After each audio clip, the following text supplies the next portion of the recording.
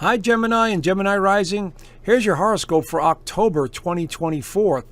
I'm astrologer Joseph Anthony. All right, we're entering that zone.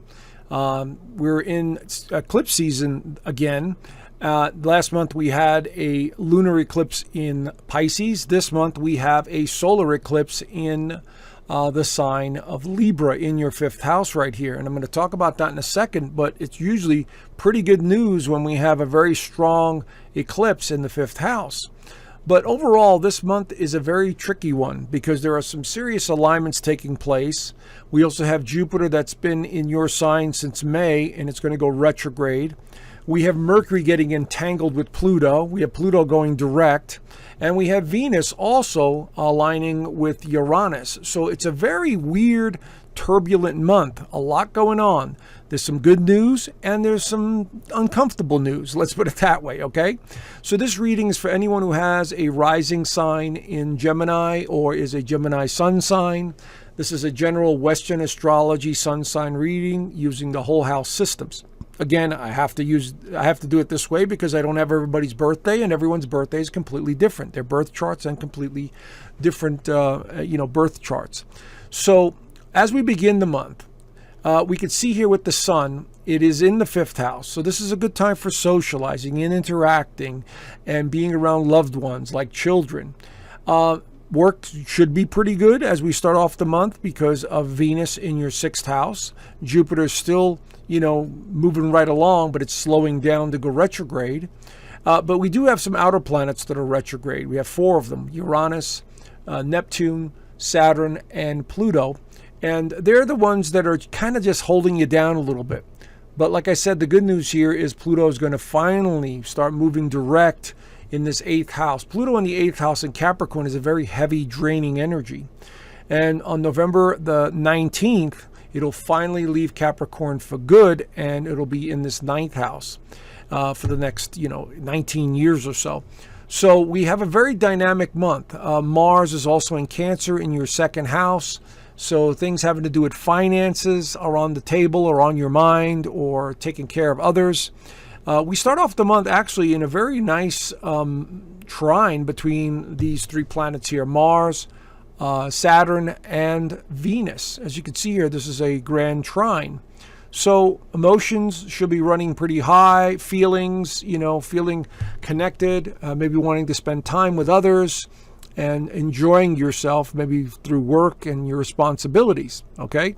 But the really big news is this lunar eclipse in Libra right here. It's going to be at 10 degrees of Libra, so wherever that is in your actual birth chart, you want to take a look at that. And, we're looking at something new coming into your life in the next 6 months to a year. Because it's the 5th house, it's creativity, it's fun, it's partnerships, it's relationships. Maybe if you're of childbearing years, it could have something to do with a new child. But it is an activity or a person or a situation that's going to open doors. It's going to help you. That is going to be someone who can be playful, somebody who, that you could just enjoy their company. Libra is the sign of relationships, and Gemini is also a relationship-oriented sign. You guys love to talk and love to share and love to, create ideas, and Libra's very similar to that. They just do it in a different way.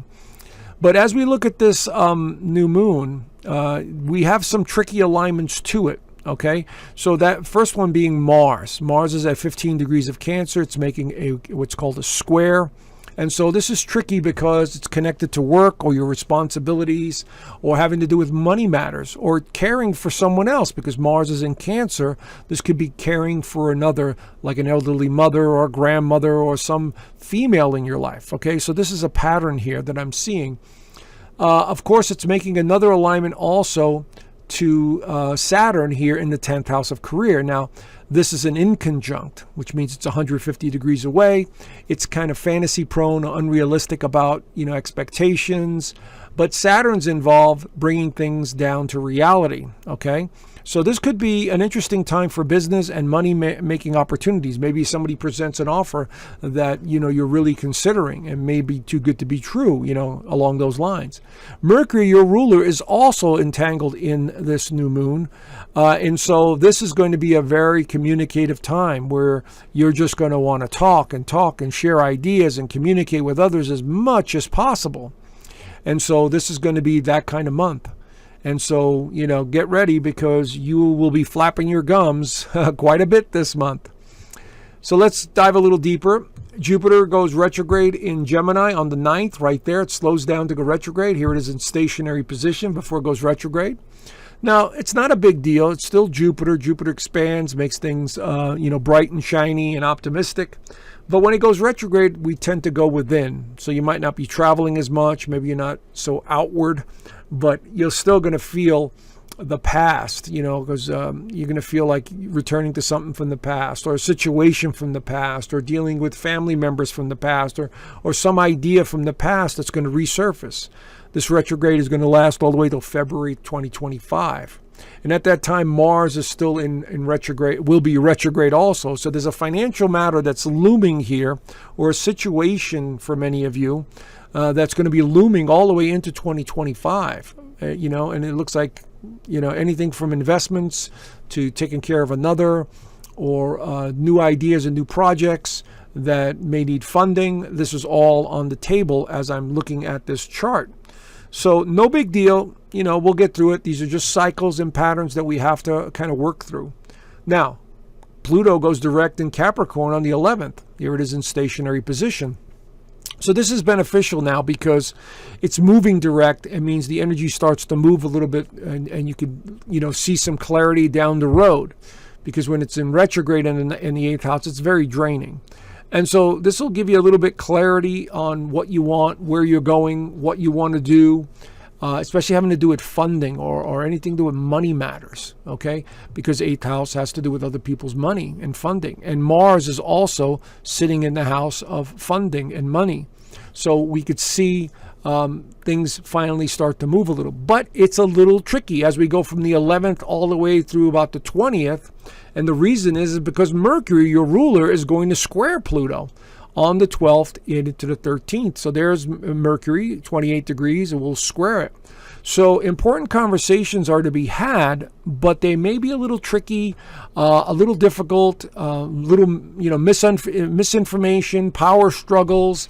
You said this, I said that, kind of ideas, and, things may fall apart very quickly. And the reason I also say that is because the following day, Venus is also opposing Uranus. So there's Venus, which represents money and partnerships, in the sign of Scorpio, opposing Uranus, also in Taurus, which is another money sign. So we're looking at that square on the 12th and 13th to Pluto, having to do with funding or money matters or debt or investments. And then we have Venus going up against Uranus, full of surprises, unexpected things, unexpected windfalls. Could be some money coming in surprisingly out of nowhere, an investor. It could be a new client. It could be, something dramatically changes and money is needed right away. Because everything right now is starting to look like money here. We got Pluto in the 8th house of money. Venus is in a money sign. Uranus is in Taurus. And Mars is going through the money house. So everything looks like money, financial stuff, financial matters, values, concerns over something, and that seems to be on your consciousness as we make our way through this month. Now, the full moon in Aries on the 16th into the 17th is going to continue to highlight the 11th house. And so it's already been here for about a day or two. And this one is going to be tricky because it's going to be at 24 degrees of Aries, so that is in your birth chart. And it's going to be opposing the sun at 24 degrees. That's what a full moon does. But if we look at Mars and we look at Pluto, these guys are coming into an opposition as well. But they're squaring Mars is squaring the moon and the sun and loosely opposing Pluto. So this makes it a grand cross. The old saying, a heavy cross to bear. This full moon, again, is part of this equation. So we've got these financial concerns, and now we have this full moon highlighting the future hopes and wishes and dreams and plans and technology and friendships and acquaintances.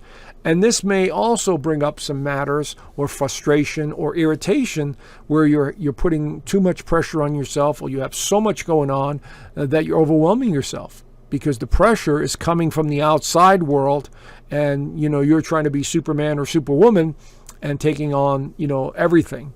So be careful around this full moon in Aries. You may have to let go of something or someone or a situation that's not working for you anymore, because full moons bring things to light.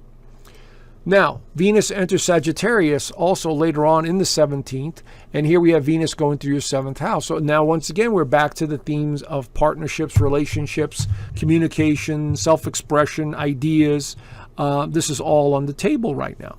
So I say take advantage of it. You'll have this for about 5.5 to 6 weeks going through the 7th house, which could be quite beneficial for many of you. Okay, so talk to friends, network, anything to do with relationships, business or personal, they'll be on the table. Now, again, still tricky, and this is where all this weirdness comes in, because we do have some tough alignments. The Sun squares Pluto on the 21st. There's the Sun at 29 degrees. There's Pluto at 29 degrees. That's another square. Be careful, because this could be a lot of tension in the air between a loved one, a child, or a situation having to do with money matters. And so you can see how we're going to get towards the end of October, and there's another alignment coming in that I'm going to talk about in a second. That's also tricky. So this is such a roller coaster kind of ride, and it's everyone, all the signs are feeling this. It's just depending on where they are in their personal charts. But for you guys, it has to do with your creativity and a partnership or a relationship, and concerns over financial matters or a business, trying to fund it or get this new project off the ground. Whatever it is, it seems to be stalling, or there seems to be a lot of pressure and tension here. Okay, just watch out for egos around this time. The Sun enters Scorpio on the 22nd. Now we're back to taking care of health and work matters and service and, getting things done, because this is high nervous energy when the Sun goes through your 6th house. So many of you are going to be running around, focusing on taking care of other things and people and animals and everything else. This is a great time for you to sort of spend time on your health, your own personal health, taking care of yourself. Mentally, especially because Scorpio is a mental sign, in terms of psychology. And so you're a sign that's absolutely associated with mental capacity. So this is going to be a very important time for you guys to focus on your own well-being. And last but not least, here's that other alignment, Venus squares Saturn on the 27th. So Venus is in your partnership house, squaring Saturn in the 10th house of public. And so this could be tricky with another person or a situation involving another organization where it's causing you a little tension, frustration, a little irritability, especially early in the day when the moon will also be involved here. It'll be opposing Saturn and squaring Venus. So we're also seeing a loose connection to Jupiter as well. So we have kind of another T-square building up right here that could be causing some tension. So again, friends, it's a very tricky month. Do the best you can, stay out of anxiety mode or stress mode, because that's not going to help anything. And get out in nature if you can, and remember who you are, spiritual being having a human experience. Okay, so if you're interested in joining a free community where you can connect with other like-minded souls, I left a link down below. Check out my free community. There's no obligation. Plenty of information, a lot of great people in there, and I think you might enjoy it. Just to see what other people are doing and connecting with like-minded souls. All right. So have a great month, Gemini, and I will talk to you guys soon. Bye for now.